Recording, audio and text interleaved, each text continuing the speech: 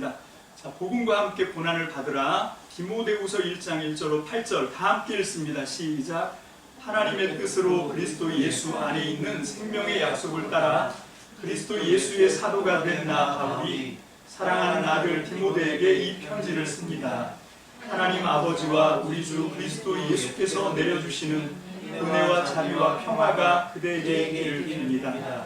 나는 밤낮으로 기도를 할 때에 끊임없이 그대를 기억하면서 하나님께 감사를 드립니다.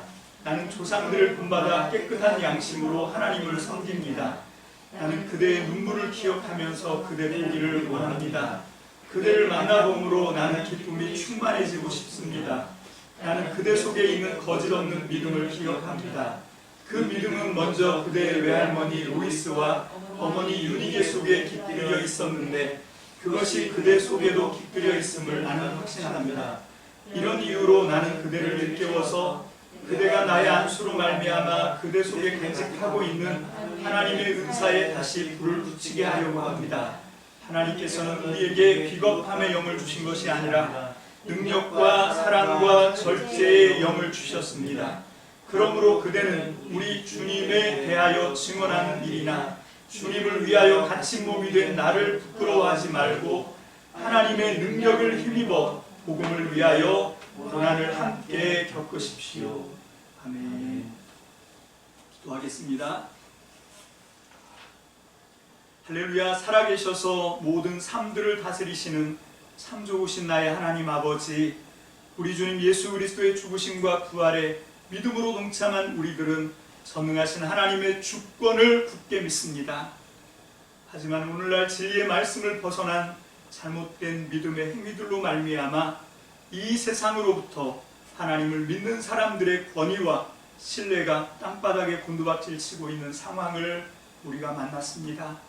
이런 참담한 시대에 선뜻 하나님을 믿고 따른다고 드러내어 말하기 부끄러운 지경에 내몰린 오늘의 믿음의 성도들에게 꼭 필요한 말씀이 디모데후서의 말씀이라고 믿습니다. 세상에 대하여 위축되고 두려움에 복음을 부끄러워하는 상황에까지 떨어진 오늘의 성도들, 그 가운데 한 사람인 저와 우리 참믿음교회 성도님들에게 디모데후서의 말씀을 오늘 우리에게 들려주시는, 바로 나에게 말씀하시는 하나님의 음성으로 받아들이는 저희들 되게 도와주시옵소서. 우리 구주 예수 그리스도의 이름으로 감사하며 기도합니다. 아멘.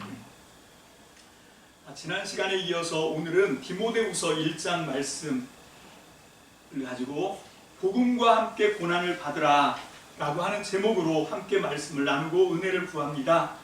디모데후서는 바울 사도가 그의 생의 마지막 죽음을 목전에 두고 자신의 믿음의 아들, 믿음의 동력자 디모데에게 써보낸 서신입니다.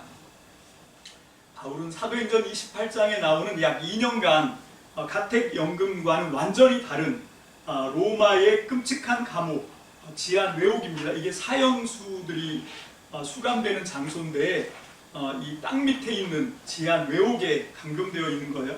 그래서 거기다가 이제 사형을 확정받게 되었습니다. 죽을 날을 기다리는 그게 이제 바울이고, 바울은 그것을 자기가 피할 수 없는 받아들여야 되는 운명으로 지금 인정하고 지금 이 편지를 쓰고 있습니다.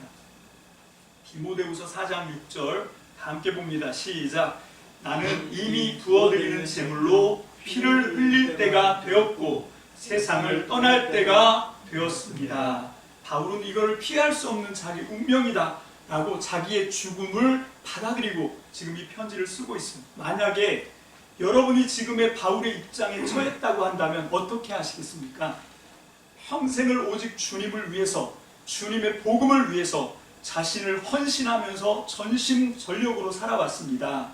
그런데 상을 주기는 고사하고 복을 내리시기는 고사하고 평생을 고난당하며 내맞으며 목숨의 위협을 감수하는 그런 일들, 이루 다 말할 수 없는 그런 고통의 세월을 살아왔는데 이제 말년에 육신 연약해지고 기력 떨어지는데 설상가상으로 믿었던 동역자들, 자기가 키워냈던 믿음의 사람들한테 처참하게 배신당하고 버림받고 그리고 자신은 이제 쇳덩이가 달린 착고에 채여서 쇠사슬에 꽁꽁 묶여서 이제 사형 언도를 받고 죽을 날만 기다리면서 소망 없는 이 처참한 지하 감옥에서 이제 죽을 날을 기다리고 있습니다.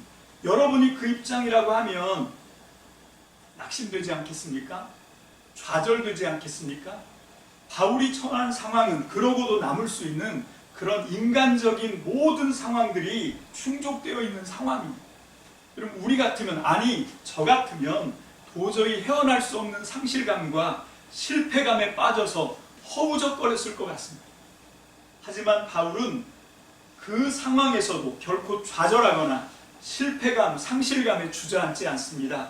오히려 그 참혹한 로마 지하 외옥에서 디모데 후서라고 하는 강력한 하나님의 말씀이 쏟아져 나옵니다. 여러분, 그것이 우리가 지금 배우려고 하는 이 디모데 후서 1장 1절입니다. 우리 1장 1절 말씀을 함께 읽습니다. 시작.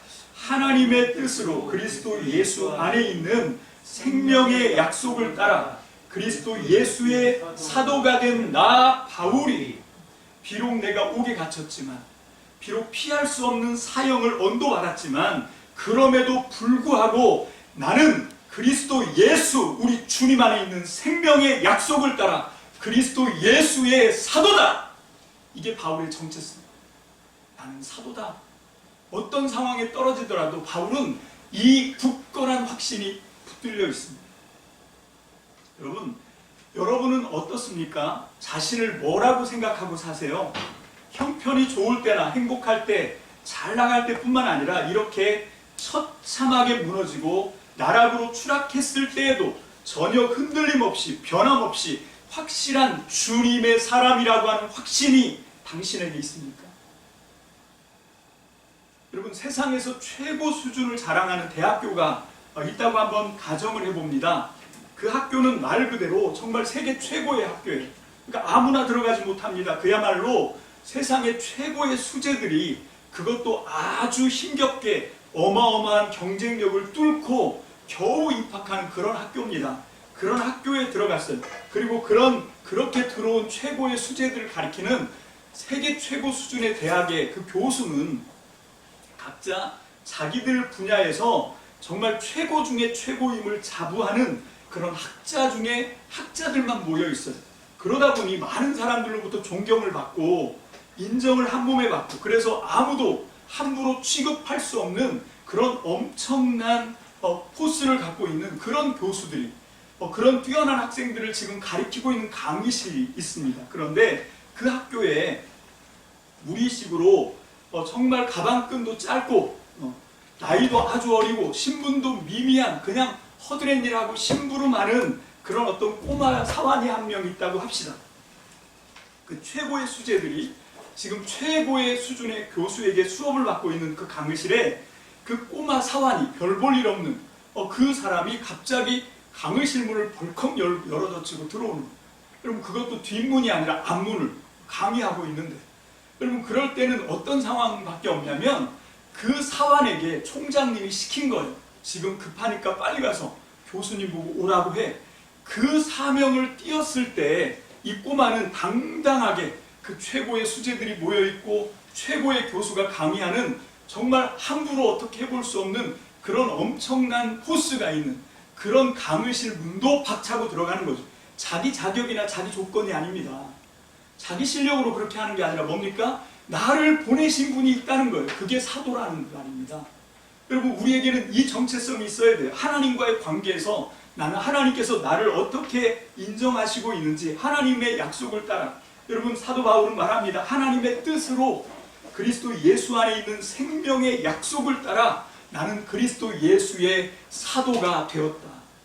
그러니까 그 자격으로 지금 죽음을 코앞에 두고 있고 꽁꽁 묶여있고 발은 착고에 차여있고 너무 불편한 거예요. 너무 힘든 거예요. 그런데 이것이 사도 바울을 어떻게 할 수가 없습니다. 왜? 바울에게는 이 정체성이 있었어요. 하나님과의 관계에서 나는 예수 그리스도 안에 있는 생명의 약속을 따라 하나님의 뜻으로 사도다. 여러분, 이 확정이 있으니까, 이 확신이 있으니까 바울은 지금 쇠사슬에 매여 있어도 위축되지 않습니다. 좌절하지 않습니다. 여러분, 진짜 실패자는 뭔가 하면 환경과 조건의 문제가 아닌 거예요. 여러분 진짜 실패자는 뭐가 문제인가 하면 자기 안에 이 확신이 없어요. 하나님과의 관계에서 이 확신이 확실하게 없으면 그 사람은 지금은 비록 형편이 좋고 평안하고 세상에서 부유하고 오히려 잘 나가고 있는 것 같다 할지라도 진짜 실패한 인생입니다. 여러분, 여러분들에게는 이 확신이 있습니까? 하나님과의 관계에서 하나님이 나를 어떻게 인정하시고 나에게 어떤 사명을 주셨는지에 대한 이 정체성, 하나님 안에서 이 정체성을 발견하게 되시기를 주님의 이름으로 축복합니다. 그리고 그 정체성을 어떤 상황에서도 놓치지 않게 되시기를 주님의 이름으로 축원합니다. 아멘. 이 디모데후서 1장 1절은 그래서 의미심장합니다. 자, 이제 1장 2절로 들어갑니다. 다 같이 읽습니다. 시작. 사랑하는 아들 디모데에게 이 편지를 씁니다. 1장 상반절까지 읽었어요. 여러분, 디모데 전서 1장 2절 상반절입니다. 시작. 믿음 안에서 나의 참 아들이 된 디모데에게 이 편지를 씁니다. 여러분, 바울은 디모데를 사랑하는 아들이라고 표현해요. 여러분, 믿음 안에서 나의 참 아들이라고 디모데에게 그렇게 부르고 있습니다. 여러분, 디모데는 헬라어로 공경한다는 의미의 헬라어인 티모와 그리고 하나님을 말하는 데오스, 티모데오스가 합쳐진 게 디모데입니다. 여러분, 이게 무슨 뜻인가 하면 디모데는 하나님을 공경하는 사람이라고 하는 의미를 이름으로 갖고 있는 사람입니다. 그런데 이 디모데는요, 이 디모데의 이름은 그 누구보다도 많이 사도 바울의 편지에 이름이 등장하는 사람입니다. 최고 많이 등장해요. 여러분, 그걸 제가 쭉 나열을 했는데 로마서 16장 21절, 고린도전서 4장 17절, 고린도전서 16장 10절, 그리고 고린도후서 1장 1절, 고린도후서 1장 19절, 빌립보서 1장 1절, 2장 19절로 20절, 빌립보서 2장 22절, 골로새서 1장 1절, 데살로니가전서 1장 1절, 데살로니가전서 3장 2절, 데살로니가후서 1장 1절, 빌레몬서 1장 1절. 많이 나오죠. 여러분, 이렇게 디모데라고 하는 이름은 사도 바울한테 때려야 뗄 수 없는, 정말 자기 아들처럼 생각하는 그런 사람이 바로 이 디모데였습니다. 여러분, 고린도전서 4장 17절만 우리가 대표해서 한번 읽어보도록 하겠습니다. 시간 관계상 나머지는 여러분들이 꼭 집에 가셔서 단톡방에 제가 올려드렸으니까 꼭 읽어보시기 바라고요. 17절입니다. 4장 17절 시작. 이 일 때문에 나는 디모데를 여러분에게 보냈습니다.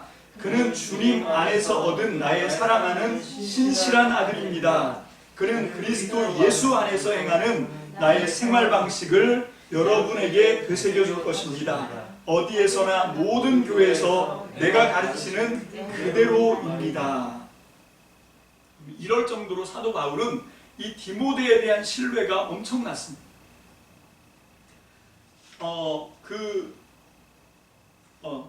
여러분들이 쭉 읽어보시면 알겠지만 그 디모데와 사도 바울의 관계는 어마어마하게 끈끈한, 정말 서로가 서로를 엄청나게 신뢰하는 그런 관계에 있다라고 하는 것을 우리가 알 수가 있지요.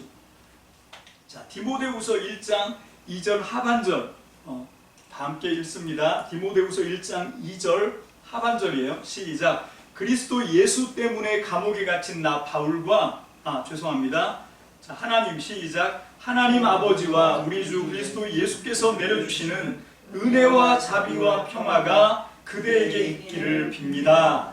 여러분, 바울의 편지에는 항상 이 동일한 스타일의 인사말, 축복기도가 등장합니다. 이건 바울의 전용이에요. 그래서 이제 바울식 인사는 항상 그 하나님과 예수 그리스도 안에 은혜와 평화, 개역개정에서는 은혜와 평강이 너희에게 있을지어다. 편지를 시작하면서 항상 이 축복의 인사말을 건넵니다. 이것이 바울의 그 스타일이라고 할 수 있어요. 은혜와 평화.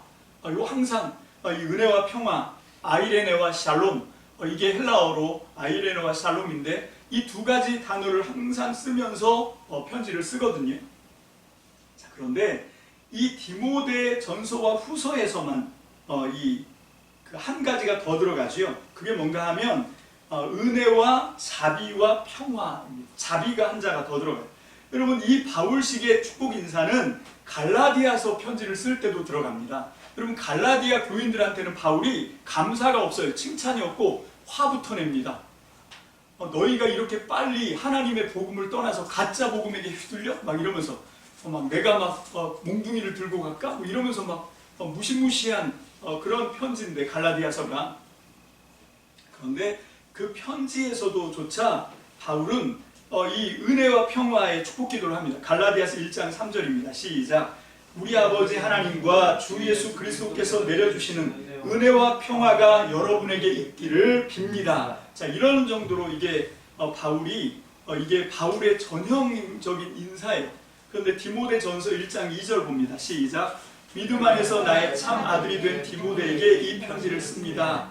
하나님 아버지와 우리 주 그리스도 예수께서 내려주시는 은혜와 자비와 평화가 그대에게 있기를 바랍니다. 자, 이것은 바울이 지금 디모데를 얼마나 각별하게 생각하고 있는가를 아주 잘 보여주고 있어요. 바울이 디모데를 사랑하는 마음은 이 편지가 읽어지면 질수록 더 깊어져요. 디모데후서 1장 3절입니다. 시작. 나는 밤낮으로 기도를 할 때 끊임없이 그대를 기억하면서 하나님께 감사를 드립니다. 나는 조상들을 본받아 깨끗한 양심으로 하나님을 섬깁니다.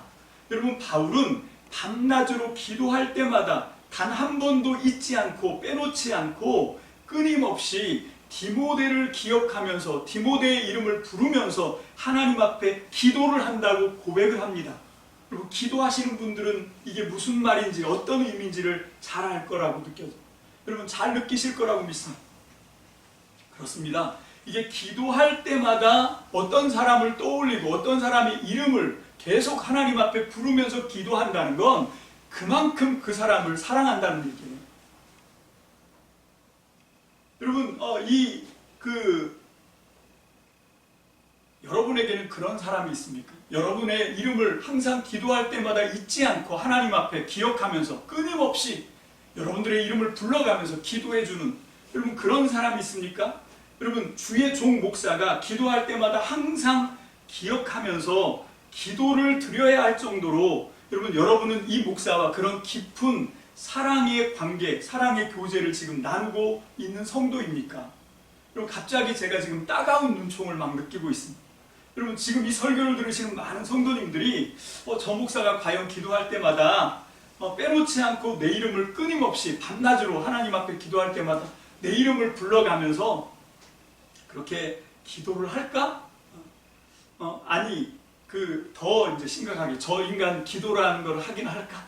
뭐 이런 식의 이 따가운 의심의 눈초리 이걸 지금 제가 느끼고 있습니다. 그렇지만 여러분 이 말씀은 그렇게 적용하시면 안 된다고 저는 생각해요. 오히려 이 말씀을 통해서 여러분은 이렇게 생각해야 합니다. 여러분은 기도하시면서 여기 있는 이 목사를 기억하고 끊임없이 이 목사의 이름을 부르면서 하나님께 감사하는 기도를 드리고 있습니까? 여러분 그거는 하지 않으면서 저 목사가 기도할 때마다 과연 내 이름을 빼먹지 않고 기도할까? 아니면 빼먹어서 서운하다 이렇게 생각하는 건 이게 하나님의 사랑을 아는 사람이라고 할 수가 없어요. 여러분 말 나온 김에 여러분 구약 성경에는 책 이름이 여자의 이름으로 등장하는 책 이름이 39권 중에 2개가 있습니다. 그럼 그게 뭔가 하면 룻기와 에스더입니다. 이게 다 여자예요. 더군다나 룻기 같은 경우는 유태인 여자가 아니라 이방 모함 여자예요. 이방인 여자의 이름이 유대인들이 그토록 정말 목숨처럼 생각하는 여호와 하나님을 믿는 그 믿음의 경전에 믿음의 정경 책에 모함 여자의 이름이 떡하니 걸려 있는 그걸 성경으로 갖고 있다고 하는 이게 기적 중의 기적이에요. 여러분 신명기 23장 3절입니다. 다 함께 봅니다. 시작. 암몬 사람과 모압 사람은 주님의 총회 회원이 되지 못합니다. 그 자손은 10대가 아니라 영원히 주님의 총회 회원이 되지 못합니다. 여러분 이게 신명기 23장에 나오는 말이에요. 여러분 신명기는 모세가 마지막 유언처럼 남긴 3번에 걸쳐 한 설교입니다. 여러분 거기서 모세는 모세 율법이라고 하는 것이 출현하죠. 그러므로 신명기 말씀은 결코 가벼운 말씀이 아니에요.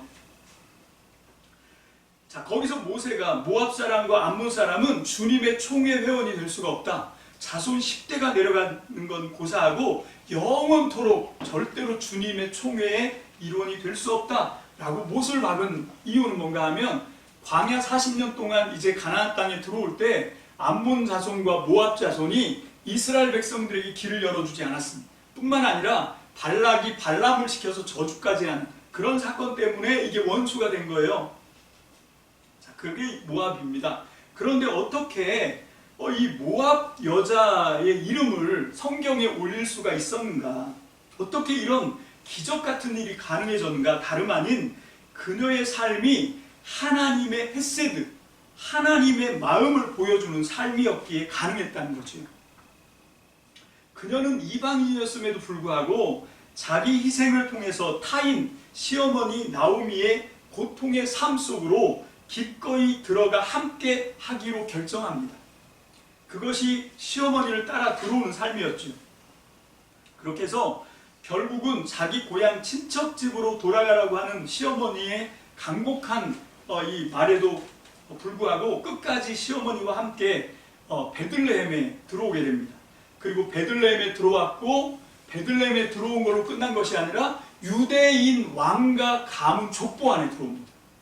이 롯의 소산을 통해서 오벳이 나오고 오벳이 이새를 낳고 이새가 다윗을 낳아요. 그리고 다윗부터 왕가가 쭉 이어집니다. 유대 왕가의 이름을 올려요. 그걸로 끝나는 것이 아니라 예수 그리스도 메시아 가문의 이름을 올립니다. 이 룻 모압 여자가. 여러분, 우리도 역시 유대인들이 볼 때는 우리도 똑같은 이방인들이에요. 여러분, 그런 우리가 하나님 나라 백성으로 우리 이름을 올릴 수 있었던 것, 물론 예수 그리스도가 십자가에서 은혜를 베풀어 주신 거 우리가 믿어서 그렇게 된 겁니다. 여러분, 그렇지만 그걸로 끝나는 게 아닙니다. 여러분, 이게 그 믿음과 행위를 분리시키는 사고를 한 건 이건 서양식 분리 분석적 사고를 하는 서양식 방식이에요. 여러분, 성경이 말씀하고 있는 건 서양식 사고방식처럼 분리하거나 분석해서 이해하는 것이 아니라 통합적 사고를 하고 있습니다. 무슨 말인가 하면 내가 알았다면 그리고 내가 믿었다면 그대로 사는 거예요. 그대로 살지 않으면 내가 알지 않은 겁니다. 내가 믿지 않은 겁니다. 알기는 못같이 알고 이 믿기는 뭐처럼 믿어도 삶이 따라주지 않으면 그건 아는 게 아니고 그건 믿는 게 아니라는 거예요. 여러분, 이 암과 믿음과 삶은 떨어져서 해석되는 문제가 아니라는 거죠. 합쳐져야 된다는 그런 얘기입니다. 그래서 여러분, 우리도 하나님 족보에 하나님 나라 영생책에 우리의 이름을 넣으려고 하면 어떻게 해야 되냐면 이 룻처럼 하나님의 헤세드, 하나님의 마음을 품고 살아가야 돼요. 여러분, 그런 삶을 통해서 여러분 그렇게 우리는 하나님으로부터 그런 이 은혜를 얻게 되는 줄로 믿습니다. 로마서 10장 10절입니다. 로마서 10장 10절 다 함께요. 시작. 사람은 마음으로 믿어서 의에 이르고 입으로 고백해서 구원에 이르게 됩니다. 여러분, 그냥 마음으로 생각으로 믿는 걸로 끝나는 게 아니라는 거예요. 여러분, 그것이 삶을 통해서 나타나줘야 된다라고 하는 말이죠. 계시록 22장 12절입니다. 시작. 보아라, 내가 곧 가겠다. 나는 각 사람에게 그 행위대로 갚아주려고 상을 가지고 간다. 여러분, 마지막 최후의 심판은 내가 마음으로 어떻게 믿고 내 생각이 어떠냐 그걸로 판단되는 것이 아니라 행위를 통해서 행위대로 갚아주겠다는 거예요. 이것이 계시록 22장 12절에 나오는 최후의 심판 이야기입니다. 여러분, 룻은 자기 시어머니 나오미를 따라서 유대 땅으로 올라옵니다. 자, 그것은 나오미 입장에서는 이게 고향을 떠나는 거예요. 나오미 입장에서는 고향으로 돌아오는 것이었지만 룻의 입장에서는 자기 고향을 등지고 타국으로 영원히 난민이 되어 들어가는 것이었습니다. 그러면 이게 언어도 통하지 않고 문화도 다르고 종교도 다르고 특히 이 유대인들은 자기 민족에 대한 엄청난 반감이 가득한 그런 땅입니다. 그런데 거기를 따라 들어갑니다. 여러분, 난민이 되는 여러 가지 이유가 있죠. 정치적인 이유, 전쟁 때문에 많은 사람들이 지금 난민이 되고 지금 우리나라 진천에 그 전쟁 때문에 살 수가 없어서 우리나라에 몸붙여온 난민들이 있어요. 자, 여러분, 그래서 위험을 감수하고라도 나오미를 따라가는데 여러분, 그런 이유가 아니었어요. 룻은 무슨 전쟁이나 살 수가 없는 상황이어서가 아니라 이유는 딱 한 가지였습니다. 뭡니까? 이게 뭔가 하면 나오미를 사랑해서요. 여러분 나오미가 대놓고 말합니다. 뭐라고 말합니까? 나한테는 소망이 없어. 그게 룻기 1장 11절로 13절입니다. 다 같이요. 시작. 그러나 나오미는 말렸다. 돌아가다오. 내 딸들아 어찌하여 나와 함께 하려느냐. 아직 내 뱃속에 아들들이 들어있어서 그것들이 너희 남편이라도 될 수 있다는 말이냐? 돌아가다오. 내 딸들아 제발 돌아가거라. 재혼을 하기에는 내가 너무 늙었다. 설령 나에게 어떤 희망이 있다거나 오늘 밤 내가 남편을 맞아들여 아들들을 낳게 된다거나 하더라도 너희가 그것들이 클 때까지 기다릴 셈이냐? 그때까지 재혼도 하지 않고 홀로들 지내겠다는 말이냐? 아서라 내 딸들아 너희들 서지를 생각하니 내 마음이 너무나 괴롭구나. 주님께서 손으로 나를 치신 것이 분명하다. 여러분 이 나오미는 계속해서 그 큰 며느리 룻과 작은 며느리 오르바에게 너희들 인생을 위해서 나를 떠나라 이렇게 말해요. 왜 그렇습니까? 나오미도 역시 며느리들을 사랑하고 있습니다. 근데 그 며느리들도 역시 자기 시어머니를 사랑해서 선뜻 떠나지를 못합니다. 근데 희망이 없잖아요. 자기들의 삶이 어떻게 될 거라고 하는 기대가 없지 않습니까? 그래서 결국 둘째 며느리 오르바는 거기서 눈물을 흘리면서 작별의 키스를 하고 떠났습니다. 근데 룻은 달랐어요. 여러분 그 룻기의 가장 절정이 룻기 1장 16절 17절입니다. 이게 요절이에요. 이게 메인 아이디어인데 이게 여기 핵심이에요. 우리 다 함께 읽습니다. 룻기 1장 16절로 17절 시작. 룻이 이르되 내게 어머니를 떠나며 어머니를 따르지 말고 돌아가라 강권하지 마옵소서. 어머니께서 가시는 곳에 나도 가고 어머니께서 머무시는 곳에서 나도 머물겠나이다. 어머니의 백성이 나의 백성이 되고 어머니의 하나님이 나의 하나님이 되시리니 어머니께서 죽으시는 곳에서 나도 죽어 거기 묻힐 것이라. 만일 내가 죽는 일 외에 어머니를 떠나면 여호와께서 내게 벌을 내리시고 더 내리시기를 원하나이다 하는지라. 자, 요 얘기를 하고 나서 나오미가 더 이상 룻에게 돌아가라는 말을 하지 않습니다. 그리고 데리고 이제 베들레헴으로 들어가죠. 여러분 룻이 했던 이 말을 여러분 이렇게 이 5개로 한번 정리를 해보면 5가지 주장이 들어있습니다. 제가 거기에 올려놨는데 단톡방에 1번 떠나라고 하지 말아주십시오 라고 하는 주장이에요. 2번 어머니와 함께 머물겠습니다. 3번 어머니 백성이 내 백성이고 어머니 하나님이 나의 하나님입니다. 그리고 4번이 어머니 죽으시는 그곳에서 나도 죽을 겁니다. 5번이 어머니를 떠난다면 여호와께 징벌을 받겠습니다. 떠나지 않겠습니다 라고 하는 말이죠.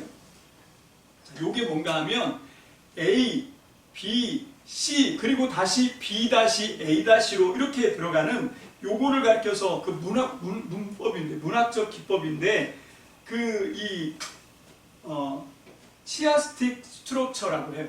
여러분 이게 뭔가 하면 교차 대꾸법 혹은 교차 대칭 구조라고 이렇게 불리는 그런 거죠. 이거는 강조를 하기 위한 문학 기법이죠. 여기서 가장 중심으로 가장 강조되는 말은 뭔가 하면 가운데 나오는 말이에요. 여러분 위에 있는 A와 맨 밑에 있는 A-는 똑같은 말입니다. 떠나라고 하지 말아주세요. 절대로 떠나지 않겠습니다. 같은 말이에요. 그러니까 A와 A-가 앞뒤로 딱 쌓여있고 샌드위치처럼. 그리고 두 번째가 뭡니까? 2번이 뭔가 함께 머물겠습니다 라고 하는 말이고 4번이 뭐냐면 어머니 죽는 곳에서 나도 죽을 겁니다. 같이 있겠다는 얘기죠. 그래서 B와 B- 이렇게 샌드위치처럼 싸고 있고 가장 안쪽에 있는 게 C예요. C. 그러니까 C가 뭡니까? 이 어머니 백성이 내 백성이 되고 어머니 하나님이 내 하나님입니다. 요게 가장 강조되는 말이에요. 룻은 이렇게 들어온 겁니다. 모함 여자인데 이 어머니 나오미가 너무 불쌍해서 어머니를 그냥 홀로 두고 떠나가면 이 늙은 여자가 아들도 죽고 남편도 죽고 늙은 여자가 고향으로 돌아간들 어떻게 살 수 있겠어 생각하니까 그 아픔, 그 고통, 그 슬픔 속으로 자기가 기꺼이 들어가는 거죠. 이게 나오미에 대한 룻의 사랑이었어요. 그래서 그렇게 들어가면서 고백합니다. 어머니 백성이 내 백성입니다. 어머니 하나님이 나의 하나님입니다. 그러고 이제 따라 들어가는 거죠. 이게 룻의 이야기입니다. 자, 그래서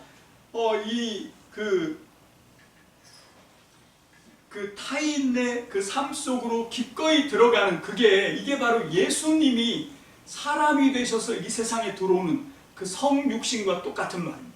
그럼 왜 하나님이신 그분이 사람이 되셔서 이 땅에 들어오셨냐면 죄로 말미암아 영원히 죽게 되는 하나님의 진노를 받아서 죽을 수밖에 없게 되는 우리의 운명을 불쌍히 여기셔서 루처럼 기꺼이 우리와 똑같은 사람이 되셔서 우리 속으로 들어오신 거예요. 여러분, 이게 예수님의 이 성육신 사상입니다. 여러분, 이게 우리가 가져야 되는 이게 가장 큰 믿음이라고 저는 생각해요. 여러분, 믿음이라고 하는 건 성경에 대해서 지식이 많고 신령한 체험을 하고 그렇게 하는 게 믿음이 아닙니다. 진짜 중요한 건 뭔가 하면 정말 저 사람과 내가 하나가 되는가 하는 거죠. 자, 이제 디모데후서 1장 4절로 계속 읽어 나갑니다. 시작. 나는 그대의 눈물을 기억하면서 그대 보기를 원합니다. 그대를 만나봄으로 나는 기쁨이 충만해지고 싶습니다. 여러분, 바울은 아까 우리가 그 쭉 나열했던 바울 서신에 나와 있는 디모데 이름들이 쭉 나와 있는 것처럼 바울과 디모데는 함께 이 숱한 고생을 오직 복음을 전하는 것 때문에 함께 위험을 무릅쓰고 함께 동고동락하고 함께 울고 함께 웃었던 수없이 많은 복음 사역을 함께 하면서 갖고 있었던 기억들이 있어요. 여러분, 지금 바울은 그 얘기를 하는 겁니다. 그때 나와 함께 슬픔 속에서 울었던 네 눈물 내가 기억해. 떠올랐어. 이렇게 말하는 거죠. 사도 바울이 말합니다. 사도 바울이 가장 힘들 때, 가장 슬플 때 나와 같은 마음으로 눈물을 흘려주었다고. 그래서 나는 너의 눈물을 기억한다고. 여러분, 이럴 정도로 바울과 디모데는 절절한 사이예요. 여러분, 묻습니다. 여러분들이 슬플 때, 여러분들이 힘들 때 여러분과 똑같은 마음으로 함께 눈물을 흘려줄 사람이 당신 주변에 있습니까? 그러면 당신은 행복한 사람입니다. 감사할 이유가 충분한 사람입니다. 여러분, 한 걸음 더 나갑니다. 여러분, 남들이 나를 위해서 울어주는 거 말고, 여러분, 다른 사람들이 힘들고 아프고 슬플 때 여러분들은 그 사람과 똑같은 마음으로 그 사람들의 아픔과 슬픔의 짐을 함께 지고 울어주는 사람입니까? 우리는 거기까지 나가야 돼요. 그냥 여러분, 우리는 다 보면 어려움 당하면 참 안 됐네, 정말 힘들겠다, 힘내, 이 정도 하고 지나가잖아요. 여러분, 그런데 이런 사람들의 타인의 고통과 슬픔과 아픔을 가장 자기 걸로 끌어안는 분이 누군가 하면 예수 그리스도입니다. 여러분, 그래서 그분은 그냥 지나치시는 법이 없어요. 여러분, 그렇게 어려움을 당한 사람마다 그 아픔, 그 고통, 그 병을 자기 몸으로 받아들이시고 그 사람들을 고쳐내십니다. 여러분, 이게 주님이세요. 여러분, 그래서 이 주님의 마음을 더 많이, 더 깊이, 더 진실하게 닮아가는 것이 믿음이 성숙해지는 겁니다. 믿음이 성장하는 겁니다. 다른 게 아니에요. 여러분, 그래서 정말 이 성경이 말씀하고 있는 믿음을 다른 말로 하면 뭔가 하면 차마 뭐뭐하지 못해서 이게 믿음이에요. 믿음은 뭔가 하면 차마 그럴 수 없어서 함께하는 그게 믿음이죠. 자, 계속 나갑니다. 디모데후서 1장 5절 시작. 나는 그대 속에 있는 거짓 없는 믿음을 기억합니다. 그 믿음은 먼저 그대의 외할머니 로이스와 어머니 유니게 속에 깃들여 있었는데 그것이 그대 속에도 깃들여 있음을 나는 확신합니다. 여러분, 이 5절 상반절 말씀과 3절 하반절은 서로 연결되는 말씀이에요. 3절 하반절, 디모데후서 1장 3절 하반절 시작. 나는 조상들을 본받아 깨끗한 양심으로 하나님을 섬깁니다. 여러분, 사도 바울은 조상들 때부터 내려온 그 믿음, 깨끗한 양심으로 하나님을 섬기는 그 조상들의 그 전통을 이어받아서 바울도 그렇게 양심에 거리낌이 없는 깨끗한 양심으로 하나님을 섬기는 사람이었고, 디모데도 마찬가지로 그 외조모와 그리고 이 어머니 속에 있었던 그 거짓 없는 믿음이 디모데 속에 있는 거죠. 그래서 이 두 사람은 같이 뭐가 통하는 사람이에요. 그것이 함께 사역지를 누비면서 함께 복음으로 사명을 받아서 그 정말 갖은 고생으로 애쓰면서 경험하면서 그게 발견되고 확인된 거예요. 아, 이 사람 안에도 거짓 없는 믿음이 있구나. 바울도 말합니다. 나도 내 조상 때부터 깨끗한 양심으로 하나님을 섬기던 그런 게 있는데 이 디모데에게도 이게 있었구나. 그거를 서로가 알아보는 거죠. 여러분, 그래서 바울이 자기가 죽음을 앞둔 이 절체절명의 순간에 디모데를 불러 올려서 안수해서 그래서 자기 사역이 흘러가게 하는 거예요. 믿음직하니까. 다른 걸로 믿는 게 아니라 이 사람 속에 있는 거짓없는 믿음, 그거 하나 보고, 그래서 6절 말합니다. 디모데후서 1장 6절 시작. 이런 이유로 난 그대를 일깨워서 그대가 나의 안수로 말미암아 그대 속에 간직하고 있는 하나님의 은사에 다시 불을 붙이게 하려고 합니다. 이런 이유라고 하는 것이 바로 그 3절 하반절 그리고 5절 상반절에 있는 그 깨끗한 양심과 거짓없는 믿음, 그게 이제 통해서 이런 이유로예요. 여러분, 그래서 바울이 오라고 얘기합니다. 자, 디모데후서 1장 7절입니다. 다 같이 읽습니다. 시작. 하나님께서는 우리에게 비겁함의 영을 주신 것이 아니라 능력과 사랑과 절제의 영을 주셨습니다. 아멘. 자, 이 바울이 디모데에게 안수를 하면서 이제 사역을 물려주면서 하나님의 복음 사역이 자기가 옥에 갇히고 거기서 목이 잘려져서 이제 죽음을 당해도 디모데를 통해서 끊임없이 복음 사역이 흘러내려가기를 원해요. 그래서 2000년 지나서 오늘 여기까지 우리에게까지 온 거 아닙니까? 그죠? 그러면서 바울이 그 디모데에게 당부하고 싶은 결정적인 말이 뭔가 하면 바로 이 말이에요. 비겁한 영을 주신 것이 아니라 능력과 사랑과 절제의 영을 주시는 분이 우리 하나님이시다라고 하는 거예요. 그냥 디모데 안에 거짓없는 믿음이 있더라도, 그리고 바울 안에 깨끗한 양심, 조상 때부터 있더라도 그걸로 뭘 할 수 있는 게 아니라는 거죠. 전적으로 하나님께 달려있다는 겁니다. 하나님께서 그걸 부어주셔야 돼요. 비겁함의 영이 아니라 뭘 주셔야 되냐면 능력과, 이게 중요하죠. 능력이 있어야 됩니다. 여러분, 하나님의 일을 하는데 능력 없이 사랑만 있으면 그건 너무 무기력해요. 그래서 능력을 구합니다. 능력이 있어야 돼. 근데 능력만 있고 사랑이 없으면 어떻게 됩니까? 교만하지요. 다른 사람을 업신여기게 됩니다. 심지어는 폭력적이게 돼요. 얼마나 많은 능력 있는 사람들이라고 하는 사람들이 얼마나 무례하고 얼마나 폭력적인 언사들을 합니까? 그럼 그건 왜 그런가 하면 능력만 있어서 그래요. 능력보다 더 중요한 게 뭐냐면 사랑입니다. 능력은 사랑으로 감싸져야 비로소 제대로 된 능력이 되는 거죠. 그게 아니면 정말 오히려 능력을 안 주신 것만 못한 결과가 됩니다. 그래서 능력에는 항상 다른 사람을 더 깊이 생각하고 그 사람의 아픔과 고통을 내 걸로 받아들여서 그 사람의 고통 속으로 기꺼이 들어가고자 하는 그런 사랑이 없이 능력을 구하지 마십시오. 여러분, 능력과 사랑은 그래서 같이 가야 됩니다. 그런데 거기에 또 한 가지를 얘기합니다. 그게 뭡니까? 절제의 영이에요. 절제의 영. 여러분, 이것이 제일 강조되는 부분이에요. 이게 정칭이거든요. 능력보다는 사랑, 그리고 사랑보다는 절제입니다. 여러분, 절제가 중요해요. 여러분, 절제가 없으면 능력 충만하게 받고 사랑 충만하게 받아도 여러분, 자기 조절이 안 되고 절제가 안 되면 망가집니다. 여러분, 정말 안타까운 게 오늘날 이 많은 일들이 그렇게 되는 것들을 봐요. 그냥 어떤 것이 이게 진짜다 싶으면 사람들이 조절이 안 돼요. 절제가 안 돼요. 그래서 글로 막 뛰어갑니다. 요즘 제가 이제 3주, 4주 이제 들어가는데 클린이라고 하는 걸 하면서 정말 이 절제가 얼마나 중요한지 그런 걸 배우게 돼요. 여러분, 병이 왜 생기는지 아세요? 절제가 안 돼서 생기는 겁니다. 여러분, 오늘날 병은 못 먹어서 오는 병은 없어요. 각기병이나 그 영양실조나 그런 건 옛날에나 있었던 병이지.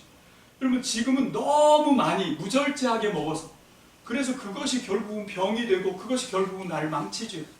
여러분, 절제하지 못하면 여러분 이게 너무 우리의 삶이 어지러워요. 절제하지 못하면. 여러분, 정말 하나님이 주신 에너지를 절제하면서 하나님이 원하시는 방향으로 하나님이 원하시는 일에 쓰임받을 수 있도록 내가 중심이 되면 안 되고요. 여러분, 절제라고 하는 건 뭔가 하면 내 마음대로 하는 것을 조절하는 것이지요. 절제가 안 된다는 건 내 마음대로 하는 거예요. 그거를 해야 되는지 안 해야 되는지 이거를 그냥 자기 느낌대로 하고 싶으면 무슨 일이 있어도 그 일을 해야 되고, 이건 절제가 안 되는 거죠. 그래서 이 절제의 영이 필요합니다. 오늘 저와 여러분들에게 절제의 영이 임하게 되시길 주의 이름으로 축복합니다. 그와 함께 사랑과 능력도 보태져서 정말 능력과 사랑과 절제가 조화를 이루는 그런 엄청난 하나님의 마지막 시대 하나님의 교회 사역자들이 다 되시기를 주님의 이름으로 축복합니다. 그래 하나님 나라 복음이 이 위급한 상황에서도 하나님 나라 복음이 정말 위축되지 않고 전달될 줄로 믿습니다. 아멘. 디모데후서 1장 8절입니다. 다 함께 읽습니다. 시작. 그러므로 그대는 우리 주님에 대하여 증언하는 일이나 주님을 위하여 갇힌 몸이 된 나를 부러워하지 말고 하나님의 능력을 힘입어 복음을 위하여 고난을 함께 겪으십시오. 여러분, 이게 디모데후서의 핵심 요절입니다. 여러분, 나와 함께 복음을 위하여 나와 함께 고난을 겪자. 고난을 우리 제목이 뭐였죠? 고난을 받으라. 복음과 함께, 나와 같이 복음과 함께 고난을 받아라. 여러분, 이게 디모데후서를 한마디로 압축하면 이 얘기를 하고 싶은 거예요. 여러분, 그거를 위해서 이제 안수해서 사역자, 가장 핵심되는 책임자로 세우기를 원했고, 자기가 죽고 나서도 그 뒤를 이어서 마치 모세 사후의 여호수아가 뒤를 이어서 하나님의 백성들을 가나안 땅에 넣는 하나님의 계획을 대리하는 사람이 되었던 것처럼, 그렇게 이 바울은 디모데에게 그걸 원하는 거죠. 여러분, 그런데 그렇게 하려면 어떻게 되냐? 복음을 부끄러워하지 않는 비겁한 영이 아니라 하나님의 능력과 사랑과 절제 영을 받아서 정말 이 부끄러워하지 않고 오히려 하나님과 당당하게 함께 복음을 위해서 고난을 겪는, 바울과 같이 고난을 당하는 그런 사람이 돼야 된다라고 지금 말씀하고 있는 거죠. 여러분, 이게 지금 우리가 사는 세상하고 지금부터 2000년 전 바울과 디모데가 사는 세상은 다릅니다. 여러분, 그 시대, 지금부터 2000년 전 바울과 디모데가 살던 그 시대는요, 사람들이 삶을 살아가는 가장 주된 동력이 뭐였냐면 수치와 명예였어요. 자, 묻습니다. 오늘 2000년이 지난 저와 여러분들이 지금 살아가는 이 시대, 지금 78억 9천억이 지구에 살고 있는데, 지금 이 시대에 살고 있는 사람들의 생애 가장 중요한 추동력이 뭐라고 생각하십니까? 돈이에요, 돈. 그래서 내가 이 일을 하면 나한테 유익이 있을까, 손실이 있을까, 이런 걸 계산하죠. 그래서 돈 된다 그러면 그게 뭐든 상관없이 하잖아요. 그리고 이게 돈 안 될 거다 싶으면 안 합니다. 해야 되는 일인데도 안 하잖아요. 여러분, 사람들이 전부 다 그 계산을 해요. 이거 해서 나한테 얼마가 떨어진다, 이 해서 나한테 얼마나 이익이 되냐, 유익하냐 아니면 무익하냐, 아니면 오히려 손해를 끼치냐, 이걸로 우리가 삶을 살아가는 결정, 중요한 것들을 거의 다 하고 있어요. 그게 지금 이 시대의 트렌드예요. 지금 이 시대의 문화는 그렇게 돈을 따라서 이게 유익이 되냐 손해가 되냐 이걸 계산하면서, 계산기를 돌리면서 그걸 하거든요. 근데 지금부터 2000년 전에는 그런 개념이 없습니다. 유익하고 불리하고 그런 거 안 따집니다. 뭘 따지냐면 이거 해서 명예로운가, 이거 해서 수치스러운가, 그걸 따져요. 그걸 따져요. 자, 그런데 바울이 했던 이방인의 사도가 돼서 이방 사람들한테 복음을 전하는 건 그 시대의 통념으로는 부끄러운 일이었어요. 왜? 모세 율법에 분명히 이방 사람들하고는 같이 거래하면 안 돼, 이방 사람들은 우리랑 다른 사람이야 라고 차별하도록 돼 있었거든요. 그걸 거스르는 거예요. 그래서 그게 완전히 유대인들 사회에 뿌리 박혀 있는 그걸 거슬러서 하니까 사람들이 바울을 부끄러운 일을 하는 사람이라고 생각을 했어요. 그 대표적인 게 뭐냐면 갈라디아서에서, 갈라디아 교회가 이 바나바와 바울이 사역하던 교회 아닙니까? 근데 거기서 이제 이방 사람들하고 이 게바, 베드로가 와가지고 같이 이방 사람들하고 한 식탁에서 먹고 있다가 야고보가 보낸 사절단이 온다는 얘기를 듣고 자리를 옮기죠. 그래서 다른 상에 가서 먹습니다. 왜 그렇습니까? 부끄러워서 그래요. 부끄러워서. 그 이방 사람들하고 한 식탁을 쓰다가 사절단한테 발각되면 그게 수치스러운 일이라는 통념이 있기 때문에 그랬어요. 그래서 바울이 막 상욕을 하면서 대들죠. 베드로한테 그럴 군번이 아니거든요. 근데 면전에서 대놓고 들이받았습니다. 왜? 바울은 그거 부끄러운 일이 아니라고 생각했어요. 오히려 이게 하나님 나라에선 영광이라고 생각했어요. 그 믿음 갖고 여태까지 달려왔거든요. 그런데 지금 이제 바울이 나이가 늙고 이제 그 몸에 육신의 연약함도 있고 거기다가 옥에 갇혀요.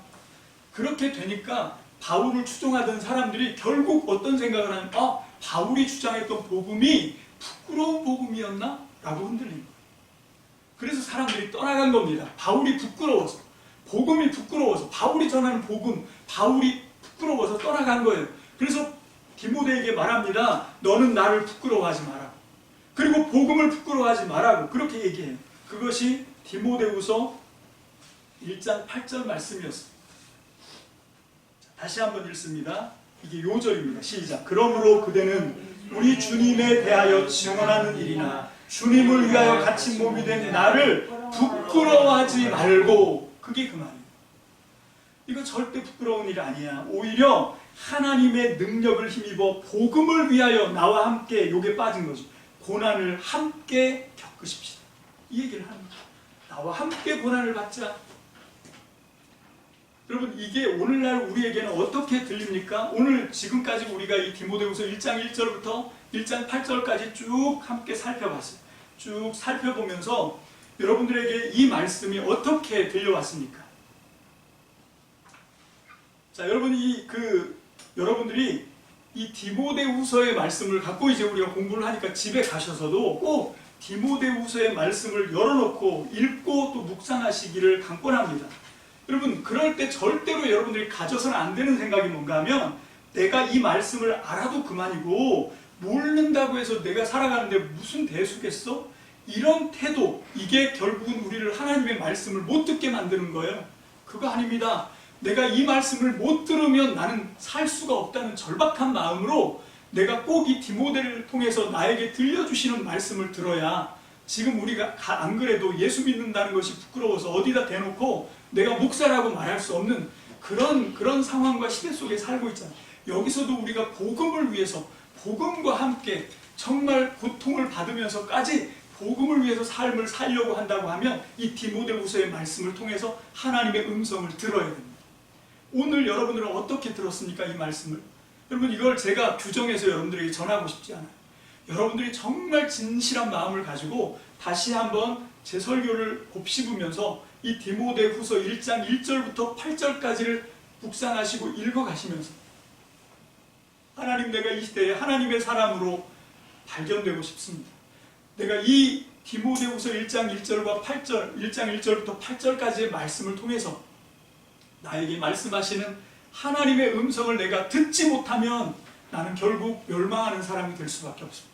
그런 절박한 마음을 가지고 여러분들이 이 말씀을 깊이 묵상하시고 이 말씀에 여러분들이 집중하시기를 주님의 이름으로 축복합니다. 그래서 하나님의 음성을 듣고 이 말씀을 통해서 여러분들에게 들려주시는 이 시대에 필요한 하나님의 음성을 듣고 이 시대를 바꾸고 하나님의 나라를 세우는 승리자가 되시기를 주님의 이름으로 축복합니다. 기도합시다.